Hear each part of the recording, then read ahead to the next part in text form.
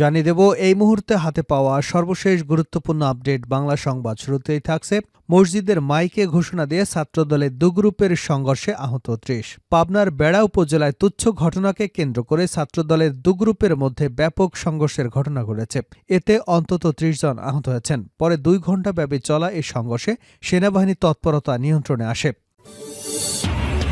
এবারে জানাবো ক্ষমতায় থাকার চেষ্টা করলে শেখ হাসিনার পরিণতি হবে। বিএনপির স্থায়ী কমিটির সদস্য আমির খসরু মোহাম্মদ চৌধুরী অন্তর্বর্তী সরকারকে হুঁশিয়ারি দিয়ে বলেন, দ্রুত নির্বাচন না দিয়ে ক্ষমতায় টিকে থাকার চেষ্টা করলে ভয়াবহ পরিণতি হবে। ভোটাররা ভোটের মাধ্যমে যাকে ইচ্ছে তাকে নির্বাচিত করবেন। এটা নিয়ে কেউ খেলাধুলো করলে শেখ হাসিনার পথে যেতে হবে। এখানে অন্য কিছু করার সুযোগ নেই।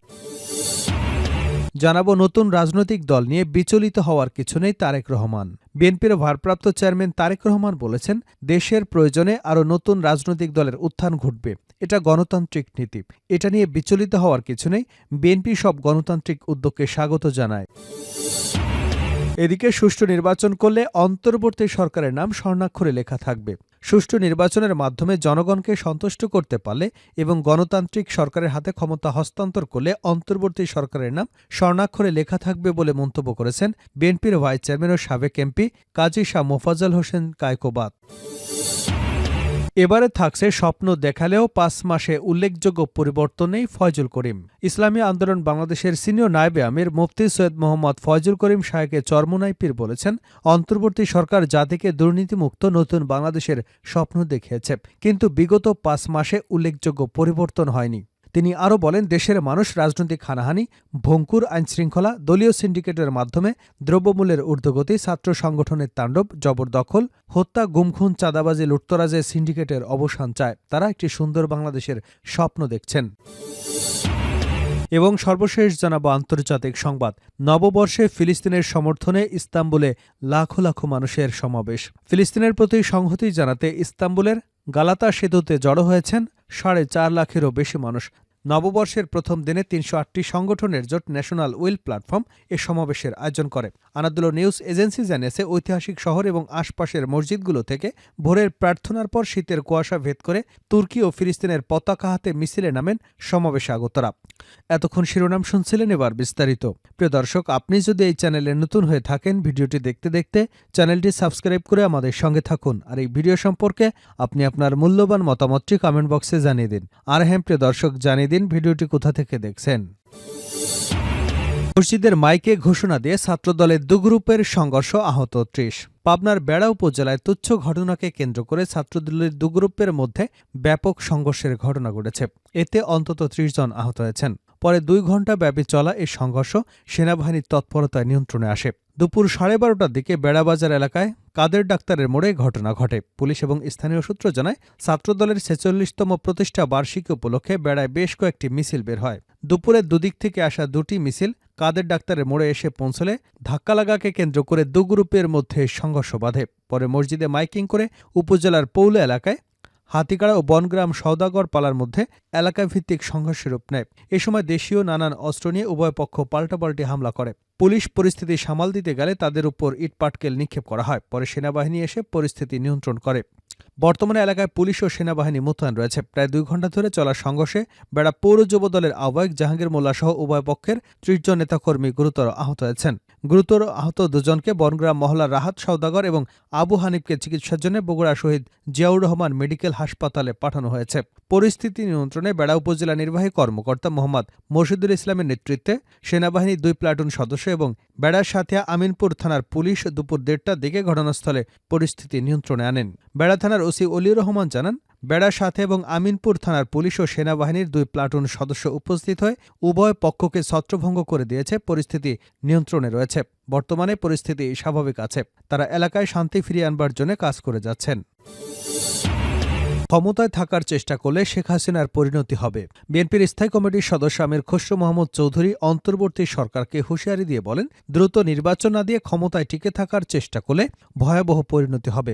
ভোটাররা ভোটের মাধ্যমে যাকে ইচ্ছা তাকে নির্বাচিত করবেন। এটা নিয়ে কেউ খেলাধুলো করলে শেখ হাসিনার পথে যেতে হবে। এখানে অন্য কোনো কিছু করার নেই। বুধবার বিকেলে বাংলাদেশ জাতীয়তাবাদী ছাত্র দলের ৪৬তম প্রতিষ্ঠা বার্ষিকী উপলক্ষে চট্টগ্রাম শহরের ১৬ শহরের বিপ্লবী উদ্যান র্যালিপূর্বক এক সমাবেশে এমন হুঁশিয়ারি দেন তিনি। বিএনপি নেতা আমির খসরু বলেন, আন্দোলনের নামে আজ আমরা নতুন নতুন বয়ান শুনছি। আন্দোলন ছিনতাই করে নিয়ে যেতে চাচ্ছে। আন্দোলন কি হাইজ্যাক করবার বিষয়? আন্দোলন কি এমন জিনিস যে হাইজ্যাক করে বেড়াতে নিয়ে যেতে পারবেন? বয়ান দেওয়ার আগে একটু চিন্তা করে দেখবেন। আমরা এই আন্দোলনকে প্রশ্নবিদ্ধ করতে চাই না। এই আন্দোলন বাংলাদেশের 18 কোটি মানুষের। তিনি আরও বলেন, অন্তর্বর্তীকালীন সরকারকে দায়িত্ব হচ্ছে শান্তিপূর্ণভাবে ক্ষমতা নির্বাচিত সংসদের হাতে তুলে দেওয়া। এর বাইরে আর কোনো দায়িত্ব নেই। আর যে সংস্কারের গল্প করা হচ্ছে সেগুলো হবে আগামী সংসদে, অর্থাৎ নির্বাচিত সংসদ সদস্যরাই যত সংস্কার প্রয়োজন তা করবেন। নতুন রাজনৈতিক দল নিয়ে বিচলিত হবার কিছু নেই তারেক রহমান। বিএনপির ভারপ্রাপ্ত চেয়ারম্যান তারেক রহমান বলেছেন, দেশের প্রয়োজনে আরও নতুন রাজনৈতিক দলের উত্থান ঘটবে। এটা গণতান্ত্রিক নীতি, এটা নিয়ে বিচলিত হবার কিছু নেই। বিএনপি সব গণতান্ত্রিক উদ্যোগকে স্বাগত জানায়। বুধবার সন্ধ্যায় ইঞ্জিনিয়ার্স ইনস্টিটিউশনে ছাত্রদলের 46তম প্রতিষ্ঠা বার্ষিকী উপলক্ষে আলোচনা সভায় একথা বলেন তিনি। তারেক রহমান বলেন, বিএনপি জন্মলগ্ন থেকে আজ পর্যন্ত সব পরিস্থিতিতে সবসময় বহুদল এবং বহুমতের চর্চার পক্ষে। এক্ষেত্রে বিএনপির দৃষ্টিভঙ্গি অত্যন্ত স্বচ্ছ। জনগণ কোনো রাজনৈতিক দলকে গ্রহণ করবে বা বর্জন করবে, নির্বাচনের মাধ্যমে সে রায় দেবে জনগণের আদালত। কিন্তু যাদের ভিন্ন কোনো উদ্দেশ্য রয়েছে তারা নির্বাচন অনুষ্ঠান নিয়ে নানা রকম বিভ্রান্তি সৃষ্টি করে। নেতাকর্মীদের উদ্দেশ্যে তিনি বলেন, আপনারা ধৈর্য হারাবেন না, নির্বাচনের জন্য মানসিক প্রস্তুত নিতে থাকুন। নির্বাচন কমিশন তাদের অর্পিত দায়িত্ব যথারীতি পালন করবে, বিশ্বাস রাখুন। তিনি আরও বলেন, রাষ্ট্র এবং সরকারের বিদ্যমান বিধি ব্যবস্থা নিয়ে তরুণদের মনে অনেক প্রশ্ন উঠেছে। 2009 সাল থেকে এ পর্যন্ত ভোটার তালিকায় প্রায় 3.5 কোটি ভোটার যুক্ত হয়েছে, কিন্তু তারা একটি জাতীয় নির্বাচন বা স্থানীয় নির্বাচনে ভোট দিতে পারেনি। বিএনপি নেতাকর্মীদের বিভ্রান্ত না হবার আহ্বান জানিয়ে তারেক রহমান বলেন, আপনারা অপপ্রচারে বিভ্রান্ত হবেন না, বরং সতর্ক থাকুন। আর নিজেরা এমন কোনো কাজে সম্পৃক্ত হবেন না যাতে কেউ অপপ্রচারের সুযোগ পায়। সুষ্ঠু নির্বাচন করলে অন্তর্বর্তী সরকারের নাম স্বর্ণাক্ষরে লেখা থাকবে। সুষ্ঠু নির্বাচনের মাধ্যমে জনগণকে সন্তুষ্ট করতে পারলে এবং গণতান্ত্রিক সরকারের হাতে ক্ষমতা হস্তান্তর করলে অন্তর্বর্তী সরকারের নাম স্বর্ণাক্ষরে লেখা থাকবে বলে মন্তব্য করেছেন বিএনপির ভাইস চেয়ারম্যানের সাবেক এমপি কাজী শাহ মোফাজ্জল হোসেন কায়কোবাদ। বুধবার সন্ধ্যায় মুরাদনগর উপজেলার ডিয়ার সরকারি উচ্চ বিদ্যালয় মাঠে শুকরানা এবং দোয়া মাহফিল অনুষ্ঠানে কথা বলেন তিনি বলেন, মিথ্যা মামলায় যারা কারাগারে আছে তাদের দ্রুত সময়ের মধ্যে মুক্তি দেওয়াটাই সরকারের একটা ভালো কাজ হবে। ইউএনও এবং ওসিদের উদ্দেশ্যে তিনি বলেন, জালিম সরকার বিদায় নিয়েছে, তবে এখনও কেন অনেক ইউএনও ওসি কথা বলতে ভয় পায়? আপনারা কেন ভয় পান? আপনাদের সমস্যা কোথায় প্রকাশ করুন। আপনাদের অফিসে যারা যাবে হাসি মুখে তাদের গ্রহণ করবেন এবং কথা বলবেন। যদি এমনটা না করেন তাহলে আপনাদের বিরুদ্ধেও আন্দোলন হবে।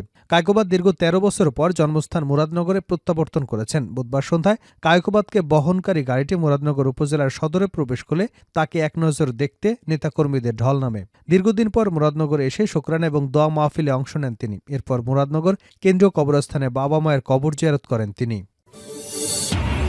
শেষ করছে আন্তর্জাতিক সংবাদ দিয়ে।